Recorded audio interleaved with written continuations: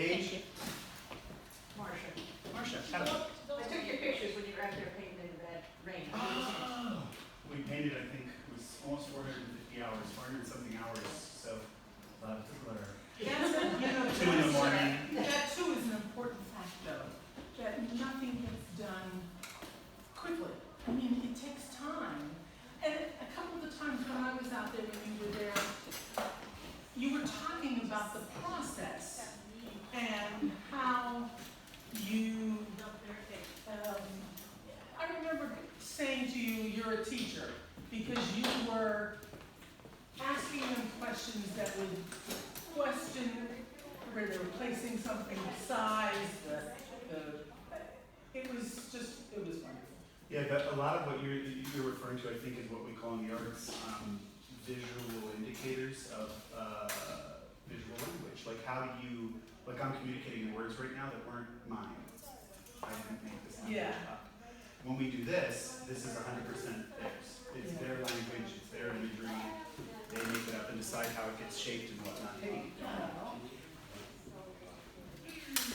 And the other piece, and Angie brought this out last night. She said that when you first started and you had them do exercises that she thought were stupid and totally unrelated. Did you hear the radio interview? And it was not until she saw they had a purpose and how they were essential to starting the process. And I thought, oh, that's just good teaching. So, you know, that there was so much from last night that impressed me. Well, I wonder now that you are here with the hay, right? Let's start. What, on note of what Lynn's talking about, do you remember things you experienced along the line that seemed foolish? And I'm leading into the conversation around creativity and art in general, but that just seemed like goofy stuff we do, and then all of a sudden you realize, oh, that actually did make a difference to me in how I understood whatever part of the process. You know, conceptualizing, couldn't be back when we were making collages, painting the basement, goofy stuff that you even struggle with, stuff that you're like, I don't even know why that matters still. I don't care. But talk about your experience of some of the crazy part of art. I hated the collages, but I mean it was a starting point to our mural in general because it went into like the first mural where we just like put pictures on it. And what he just referred to, the first mural, means that there's multiple iterations of this thing that have happened all along, which a lot of people, I would say 90% of the people who get involved in creativity think that it's, I've expressed myself and that's it, and that's kind of an obvious piece of the creative puzzle is a very raw, just expression of self, but that's not what art, I mean, when it considers the larger culture it's going into, how people are interacting with it, it's not just your diary. It's actually a conversation, and you don't, nobody really likes reading a diary. After about 12 pages, it's interesting and then it's boring.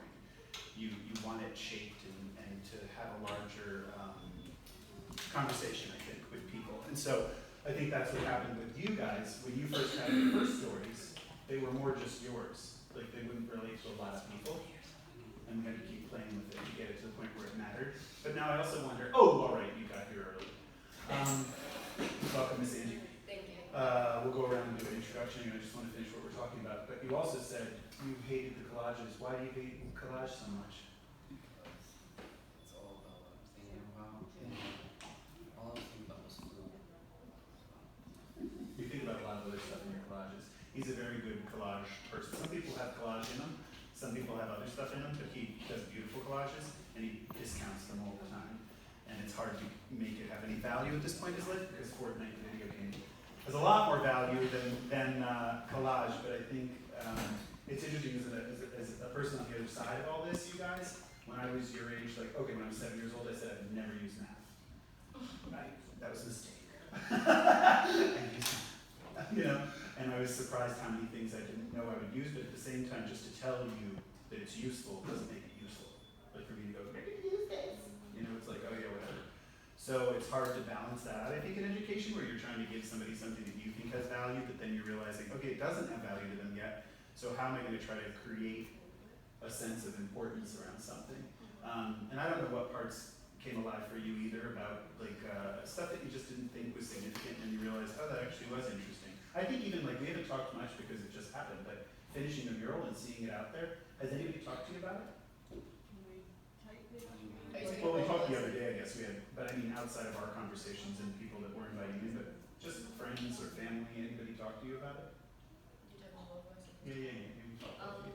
I mean, not coming to me talking about it, but I've like came to people and told them about it. And actually, it's funny that you say that because I was just talking to my gym teacher today, and she was saying how she loved like what I was doing and the fact that I made a mural, and she said that she was going to try and work on talking to my art teachers to try and give me a scholarship because she was yes, and that's like good. That's nice. I'm trying to. I really want to go to Rhode Island for art, the college there. So, she was saying that she's going to talk to the art teachers, even because I don't have a class there. I go to BOCES, which is I'm doing cosmetology to work on getting my license, and this is my last year, so I don't have any room on my schedule for art. You know, so I don't have that class. So, she said that that was really weird that I just did this, wonderful mural, and I don't have an art class. So she said she was going to try and work on building a relationship with me and the art teacher so that I can work on that. So And your guidance counselor. yes, Yeah. yes. So I'm working on joining a group called the Art Junkies, and that's going to be a start. Excellent. Oh yeah, I don't think like when I was your age, I don't think I ever did anything even remotely like that. I did drawings in my sketchbooks on the side and stuff, but I didn't ever do a mural that big, and I still go to a show, like both of you, so I would be like, woo! Like I'd be like a rabbit coming out of a hole like a cartoon. I'd be so psyched that I created something like that if I was 15, 16 years old. And join us as much as you can, come around the table. Thank you. Cozy up, don't be shy. We'll all move around the main room and have a call. There's a whole bunch of things for you to get. Sit down now, thank you, welcome. Yeah, I just think if you're gonna apply to college and do stuff, this is part of your application in some form. You say like, hey, I did this too. If somebody sees what you're capable of, It's not something you just did in school. yeah, it's huge. It's huge to paint a 40-foot mural. I know this isn't my favorite. Can I just ask It's a everybody's serious favorite. question? What did you learn about yourselves as artists No, you're good.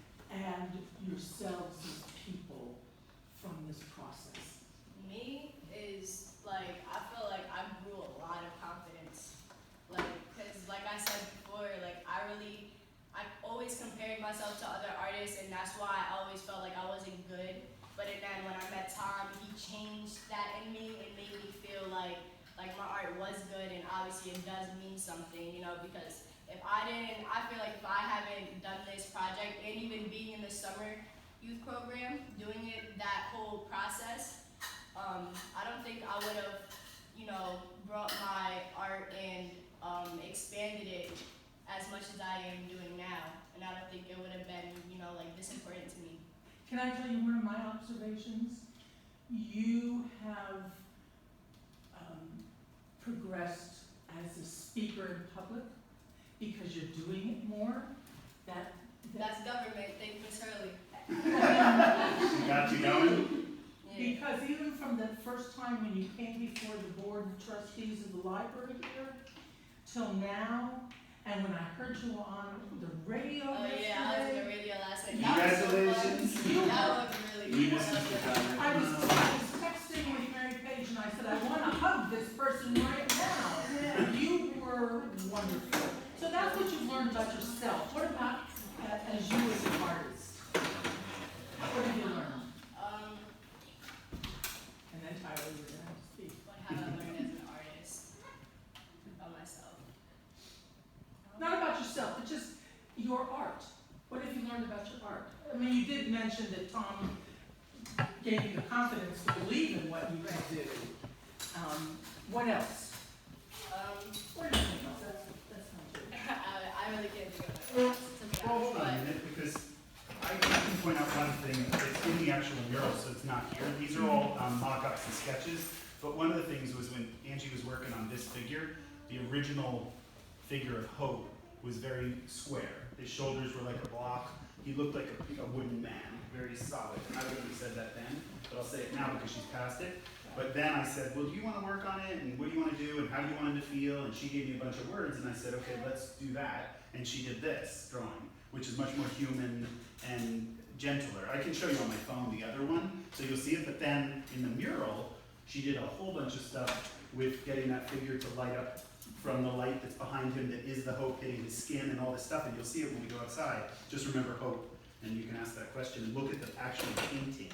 The painting is a language. That's what people think. It's like putting paint on the wall, like a monkey can do it. It's like, no. The art in it is what she did with it. Or if you look at any of his pieces, he doesn't consider himself an artist, so he's going to beat himself up, but he's more of a designer in my head. But creative nonetheless. And I'm going to read a little bit about what creativity is real briefly. But let me take that drawing. Hold 5 seconds. Let me get that drawing for you all. And while he's looking, Tyler, if you want to say, answer the same question for yourself, how you've grown perhaps as a person and as an artist, or what you know about your art. I don't think I grew like I'm not saying I didn't grow as an artist. Obviously, when you do stuff, you do grow, but like it's more about mentally how you talk to even just people in general. That was like probably the biggest like change. Does your artwork help you formulate what you want to say in a sense? Does the art expression tell you what you're thinking, or is what you're thinking your art expression? I think like a lot of times like I just like do what like I'm feeling, and then after I make sense of what I was feeling, and that's how I usually. Then you can put the words to it. Yeah. Yes, and you relate to art from the history where it's not about mimicking the physical world at all. You don't have an interest in drawing the physical world. It's all about what's inside. And that's only, I mean, it's ancient in that people used symbols and things to indicate what they were experiencing or mapping out experiences. So it wasn't, depicting the physical world is only the last maybe, I don't know, a couple thousand years. Whereas the 23,000 before that, we did a lot of stuff where we made patterns and sort of rhythms, and it's akin more to dancing or moving or whatever. He's not going to dance publicly with us.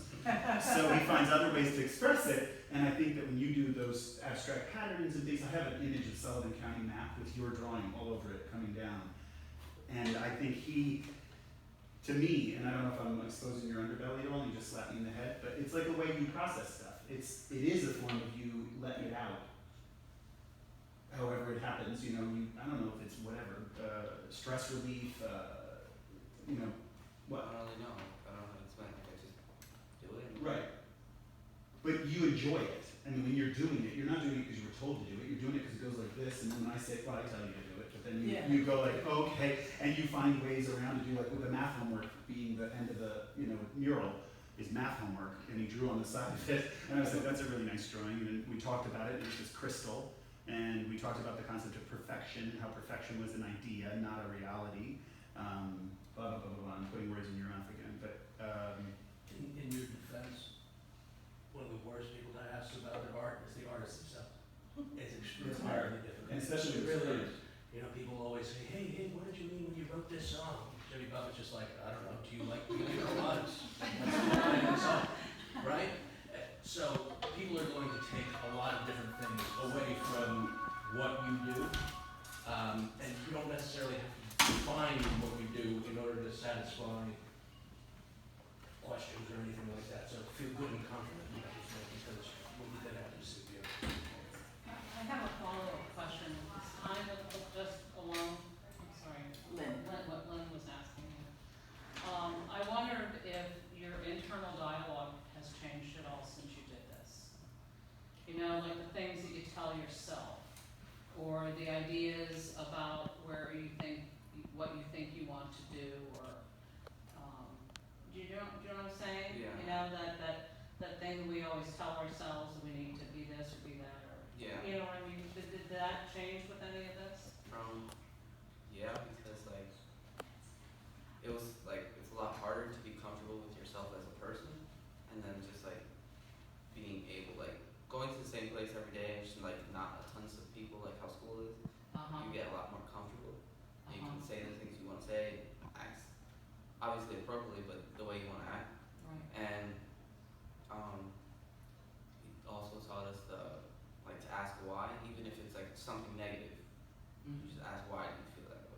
rather than just like, you know, like saying something rude back.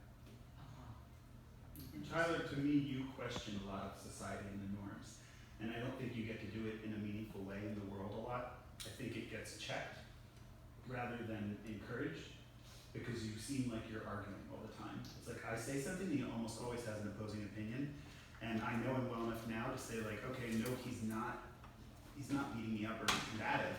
He just really has different opinions, and so you have to sit there and entertain. I think most adults, people in power, authorities, they want you to just follow the normative path. It's easier, and so they keep narrowing you down, but it shaves off so much of a human.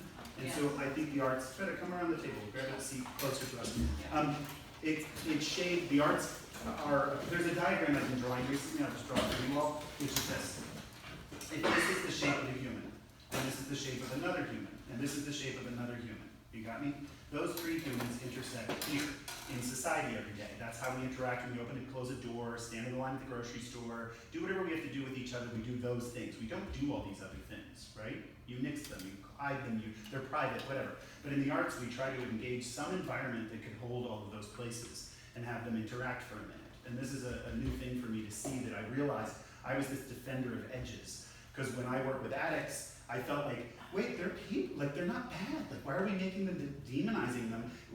They should be part of the picture, but yet if somebody was around with their children, they said, you have all these heroin addicts hanging out with our kids. And I was like, oh, okay, so societally, it wasn't right to have a junkie sitting around with a bunch of kids, and it upset people, but there has to be some environment where we can interact and understand each other and see the different perspectives and realize it's over there, but it's still part of our wholeness. Yes, yeah. So is that's what you're trying to tell me a little bit about your experience here? Yeah. And so you were here every day over the summertime? Yeah, I think I missed like one day. Yeah. When it didn't rain. Well, And did your not internal many. dialogue change at all for you? Not really. I'm gonna pause for a minute because I'm gonna say one thing. When you come in the mornings, you know when you're cranky, you have your 2 hours of like, woo, hot Angie. You changed significantly over that. You learned to do something with that, and I don't know what it was, but you just had a different way of, like when you painted your shoes and stuff and all that stuff, where you were combative with me, but you were more something. It was easier on you, easier on me, and I don't know what that was for you. What you started thinking inside, or realizing about me, or realizing about yourself, or whatever. You know what it is sometimes? Like, I know I'm an angry person, because, like, sometimes, like I get offended easily, for one, and, like, the littlest things just get me mad. So, sometimes I just put myself in a mood, and it's not that I'm angry all the time, but it's just, like, my teacher told me that I can be unapproachable sometimes, so that's what I try to change as a person, because I know in the cosmetology field, let alone, that, you know, it's like people are going to approach you the way you approach them, even it's you know, your facial expressions and stuff, you know. So I had to practice that, because when I come in cranky because I didn't eat with her, she's like, you know, you can't do that to me because I'm going to change your grade for that. And it's like, then Tom, sorry to cut you off, but being that, you know, Tom gives me a little leeway.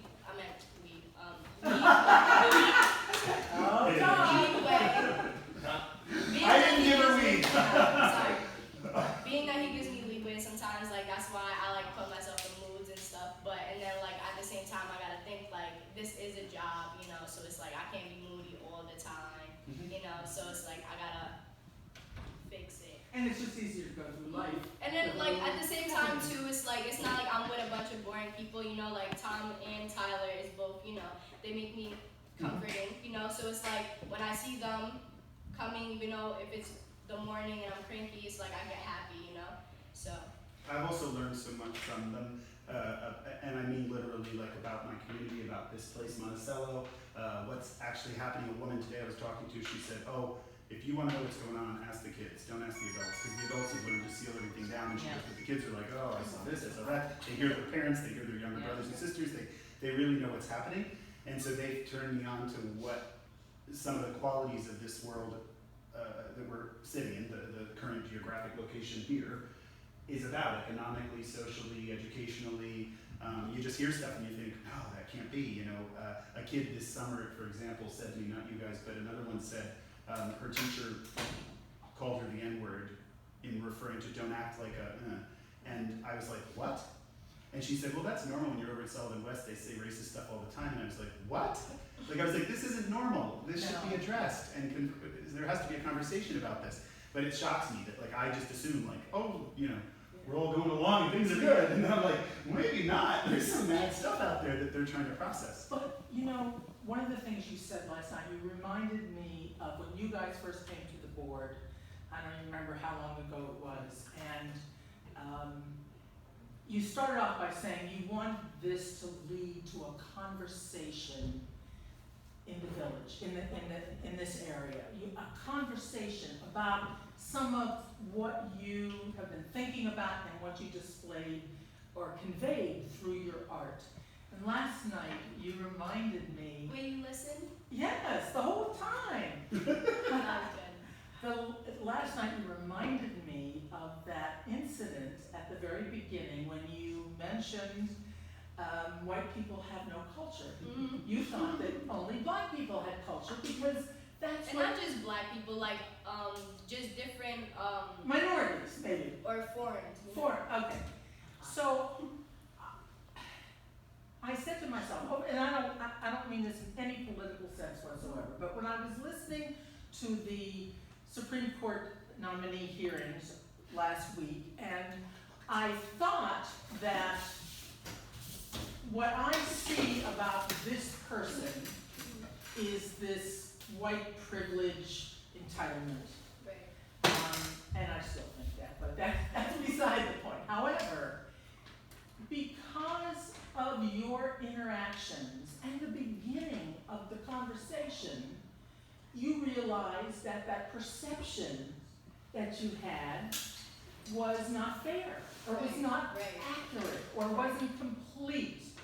And yes, there are people who don't have a sense of culture. And that's why when I said it, like at first I was iffy, but then when I realized that and like that you guys didn't battle me, you like asked me why I felt that way. I felt more comfortable, you know. So I told you guys why I felt that way. And so I thought this is really the beginning of the conversation, and you've kind of alluded to that here this afternoon, that you. Because you're able to express yourself through your art, and because you then can put words to thoughts you've had that you didn't perhaps know how to articulate, now you can because of your art. And Tom's mentioning the square shoulders of the Hope guy. Now you see through posture and that we convey so much more than what we intend or realize, but because of that, you know, my heart swells with pride at the two of you who have been able to do this project and realize something about yourself. That is huge, and I'm so proud of both of you. Yeah, I'm gonna back us up a little because I didn't do the formal intro. It's sort of, we entered sort of ipso-hopso-y. So this is the making of a civic mural. Civic murals are generally mobilizing communities, articulating dreams, expressing frustrations, and considering strategies for change. They're different from a decorative mural that is meant to entertain, and you look at it and it's sort of, as Angie said once, a mural will tell you what it wants you to think, whereas this mural asks you, what do you think? And so it doesn't give you a direct narrative. You can look at it, it's beautiful, I think, which is enough, but you can also look at it and say, what is that about? Why are those two people fighting? Or what's that guy looking at? Or why is that woman there and she seems so peaceful? And you think, what is she about? And you just have to kind of get into that story. So it was meant to engage those questions, mobilizing, understanding. They brought up some subjects of loss of control, stereotypes, isolation, power. It's all on the black sheet. You could see the keywords that they used. But I wanted to say thank you all, first of all, for coming for this conversation. This is mainly a conversation. I don't want to lecture and talk at you. So what I want to do as much as possible is what we were doing, talking to them and asking questions and conversing and maybe talking to each other too about, like, what do you think about this issue? What I think was a huge piece for me is the vulnerability that they have expressed in putting their true hearts on that wall. That's really tough. the world can come at you, and I think they're prepared enough for that people might be negative about certain things, but they're brave, and to not put rainbows and unicorns and hearts on the wall, symbols that are trite or so common that we're used to them and they don't really have any meaning, they're empty of their meaning. This is theirs, but they also worked to take it out of being just theirs, so that it's more symbols that are universal and we can understand them, and like a car that Tyler worked on, this is the car drawing along the way. And it went through, again, I'm probably gonna make a file/document of some type that will be all the iterations of what this has gone through, so people can explore the process a little and realize what Mary Page said at one point. She was surprised how much of the time, she was like, are you gonna go paint it? You know, and I was like, not yet. But it was like, it was, It was like a brain dump. He would meet with them and they'd come out to me and be like, and I was like, oh my God, I'm exhausted just hearing you tell me that. It was like, there's so much stuff in it. there's like a 30-page document of them speaking just about different aspects of the mural. And I told Mary Page, I'd like to be able to upload all of this to our library website, along with the videos, along with, I'd like to have a link from the radio station last night, because that's all part of the conversation. And process is so incredible here. If it's all right with you, that's what I would really like to see I'm happen. open to it. I also wanted to thank the Sullivan County Plans and Progress Small Grant Program, which funded this whole thing, and Mary Page, Lenclose, how do you say it? Lenclose. Yes, Yeah. I always call her Supla in my head. But she spearheaded this whole thing when she saw the mural that two of them, Tyler designed it and Angie implemented it with Tyler last year on the front sidewalk with chalk. She saw that and thought it would be a good thing to do, and what ultimately was funny to me that it was a job. We were all paid by a grant to do this job, so it actually became employment up here to put that on a wall, which was important. Also them speaking at that presentation, like they were talking about Monticello and how they felt about their experience growing up and what they saw. And that was part of workforce development, which is also here. So you But see, this is all serendipity, because I think Isaac emailed me and said, oh, can we do this thing? And I'm sure, I'm so busy, I wouldn't have got to it, so I am so thankful that you guys presented here, so that. and I should back up into that because programming wise, ENGN, our organization, the Civic Creative Center in Calico, New York, is constantly doing little things that I don't, like I as an artist who likes to draw and that's about it, I don't think of the implications of putting all the pieces together. Isaac is much better at that big picture stuff. Lyle's also very good at it. And they tend to contextualize stuff and say, hey, we need to have this presentation in a public place where they get to interact with stakeholders in the community, you know, pastors, government center, officials from the government center, on and on. So they put them together in the room, and it greases the wheels, but it also holds them responsible to a whole bunch of things. You know, things come up that are real. They're not, I taught in a university for 23 years and an art and design school, and most of the stuff they did was hypothetical. And you could go in 5 seconds to someone like Freda who works in the government and say, this is what we're thinking of doing. She'll go like, here are the 7 reasons you can't. Because the, no, but hold on. That's not what she would do. No, I'm saying that there's laws and there's realities, and you have to face those first, and you're very encouraging. You obviously supported this, but. Well, I just, you know, in our division, it's not like, why can't you? It's like, okay, that's an issue. How do we make it work? Right, and I'm not saying that. I'm just saying there's And I have to do that realities. correction for, you know, all the kids Yeah. around the table, because that's like an important attitude. But that reality doesn't exist in a lot of situations where students are in high school and they're studying something and there's no actually accountability. It's like Fantasyland. Like you make something up, you're working on a project, it's about 1776 somewhere, and you're like, what am I actually learning? Whereas this is very real. And that's what's so important here. The fact that these started from workforce development monies for summer employment, so often kids are put into positions, and I'm not putting anyone down for this, that are meaningless to them. But it's working. They're not totally meaningless. They have meaningless parts to them. But the fact that you were willing to go the distance with these 2 kids, or however many were in that initial project, that this was worthy of summer employment, that the arts, that their attachment to the arts was important enough to fund this project is huge.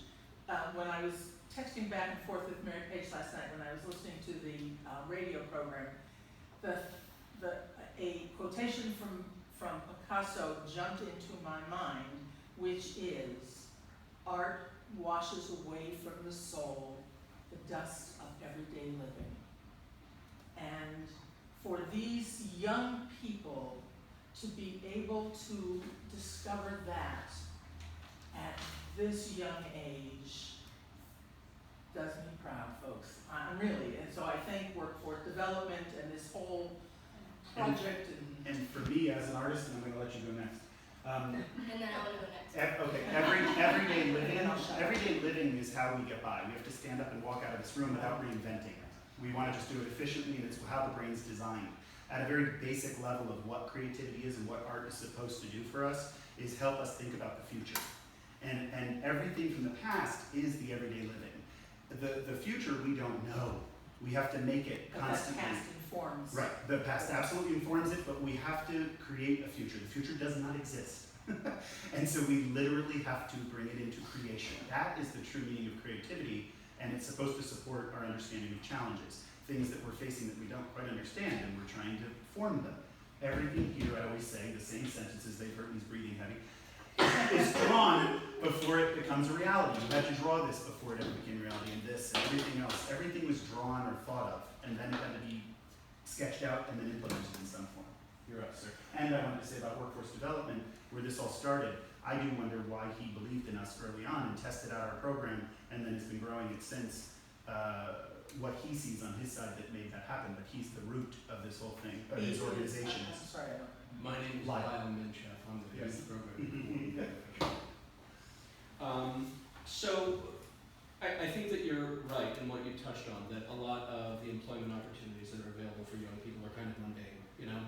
And the idea, at least where my perspective comes from and when I try and scaffold the program, because I had 72 young people that I try and create valuable experiences for, is there are some sticky qualities that the summer program tries to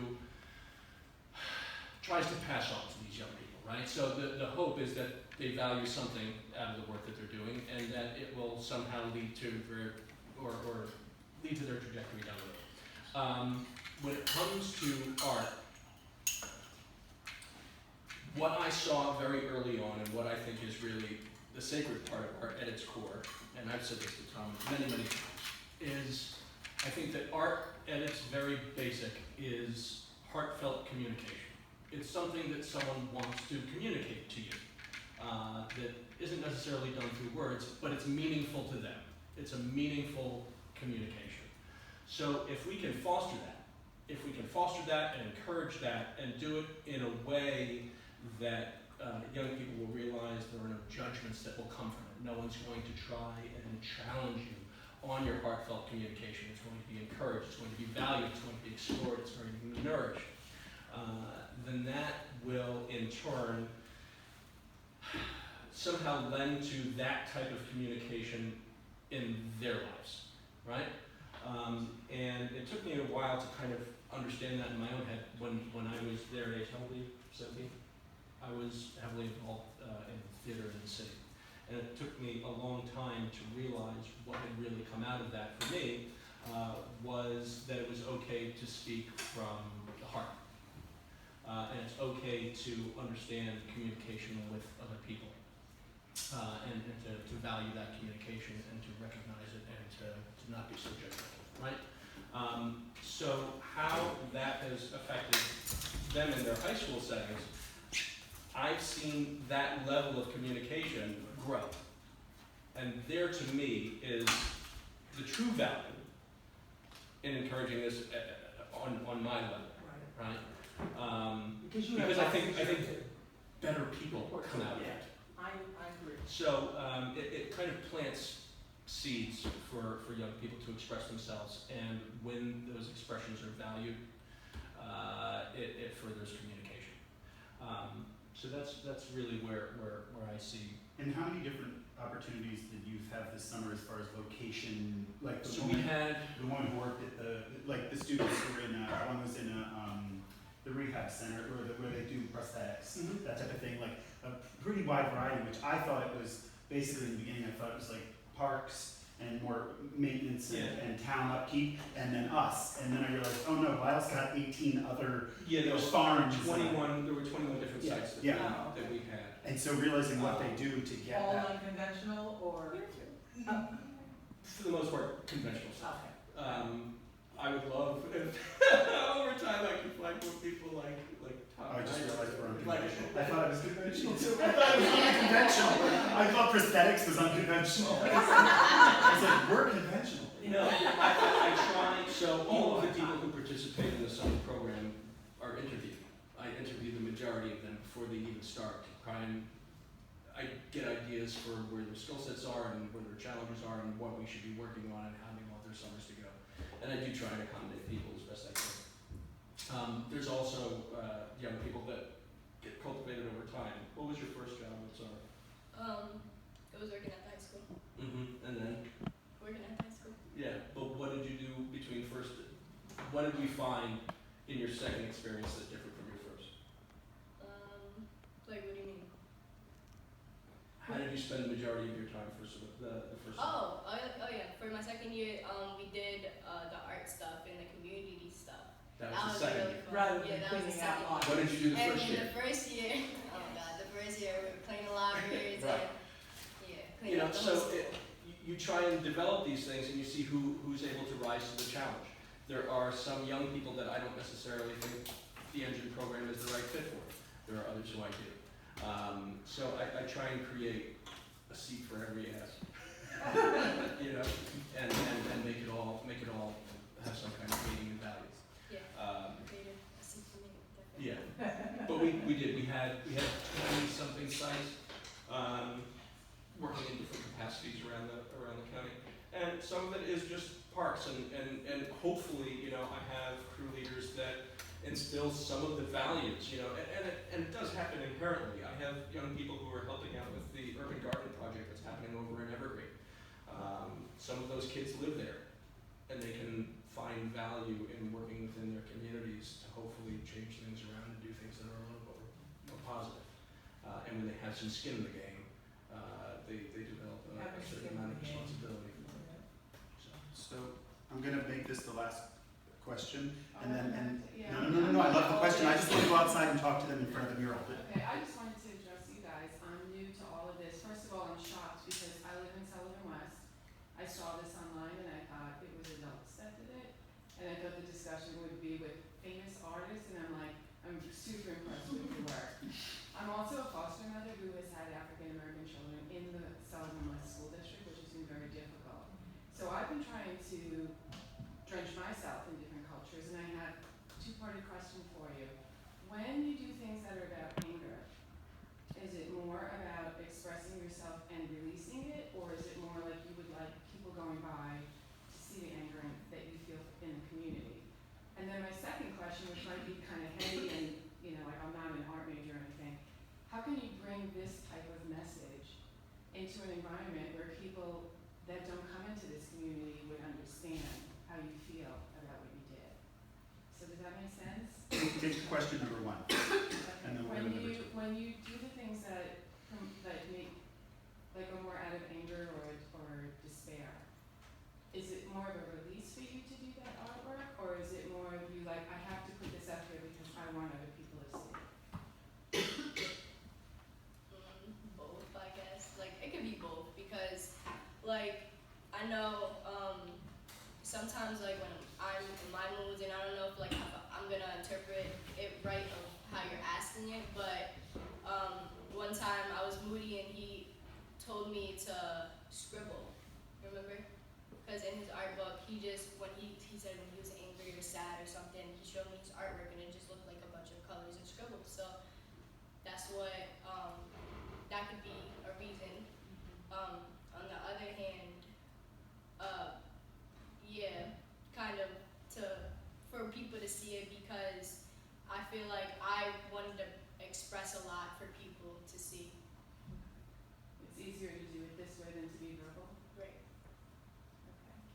Okay. And I would add that I don't even know if it's easier as much as it just there isn't the words don't exist. Like the actual words for Angie's pain. Right.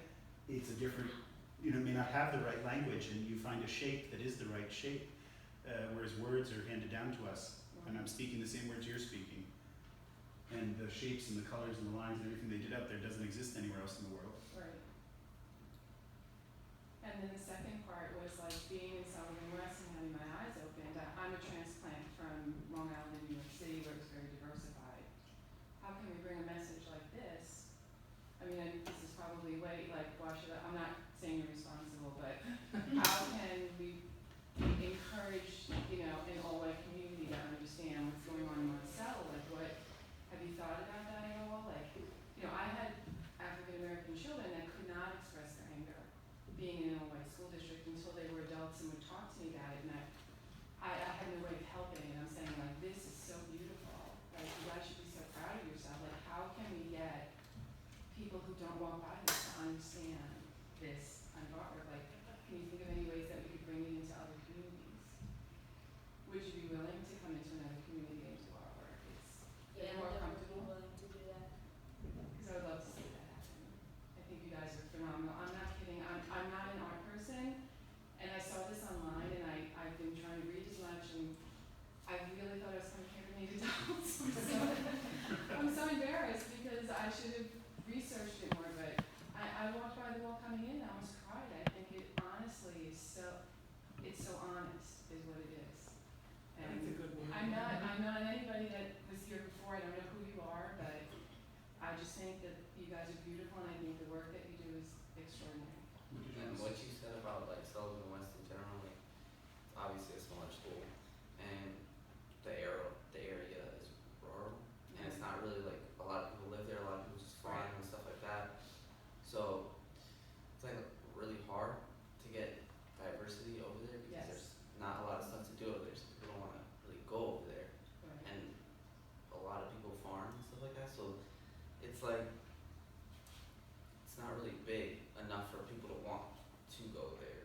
Right. That's why, like here, like in Monticello, it's not obviously huge, but bigger, and there's more stuff to do here than there is in Sullivan West. But, like, I'm gonna explain it. Tyler, do you think that those kids, though, the students in Sullivan West, whether they're white or black or green, experience the same emotions that you have shared with your artwork? Well, I think everyone feels their emotions, just depends on how they want to talk about it or if they talk about it at all. And like in general, from that school, like I've heard like a lot of people are very judgmental, and everyone's just like Yeah, so I heard a lot of stuff. hard on each other.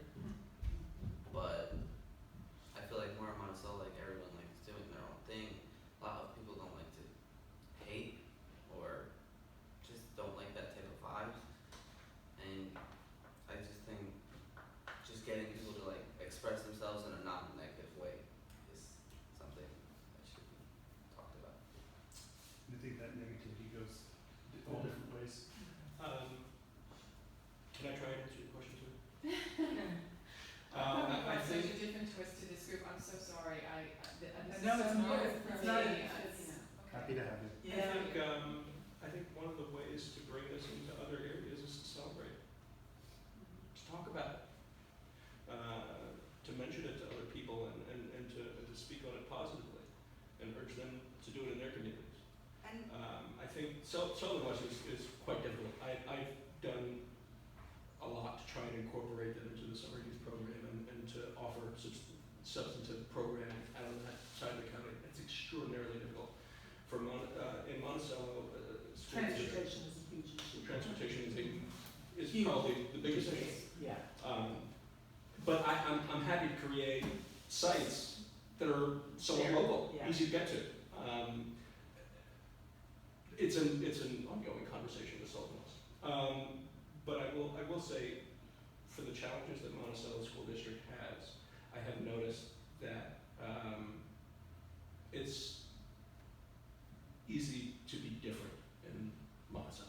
Absolutely. Certainly easier than it is to be different in some of the other school districts. And there is some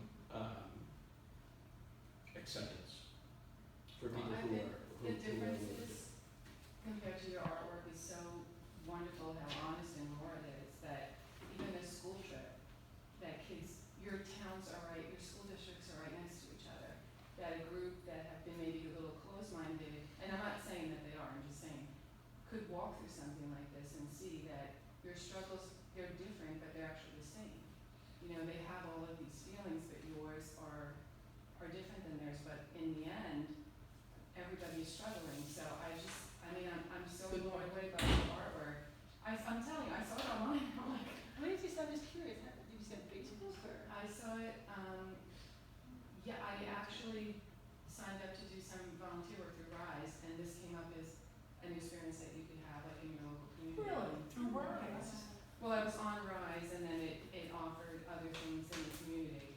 You have to understand, my community is Sullivan West, but being a foster parent, I'm involved in every single school district, so I find culturally, like, to come to an area like this has more of like where I came from, like, you know, the artwork and the stores and the, you know, the bodegas and the people gathering and the things going on in the library. So I was so excited that this was like one town over, but it might as well be a county over because it's so bizarre to be over there and just take steps and see things that are different than from where I live. And a lot of like the issues of like people being rude or racist or whatever you want to say in like Sullivan West and things like that is when you're not exposed to diversity, Thank you. and it's you're just all around the same people. Mm-hmm. Makes it a lot harder. Like when I grew up in Florida, like everyone was white, Spanish, black, everyone was everything. Yeah.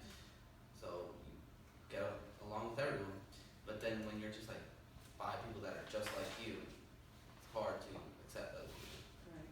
Mhm. I think I should be really proud. I mean, thank you for listening to my questions. Thank you. Can we go outside? Yes, let's take a look outside. I have to go.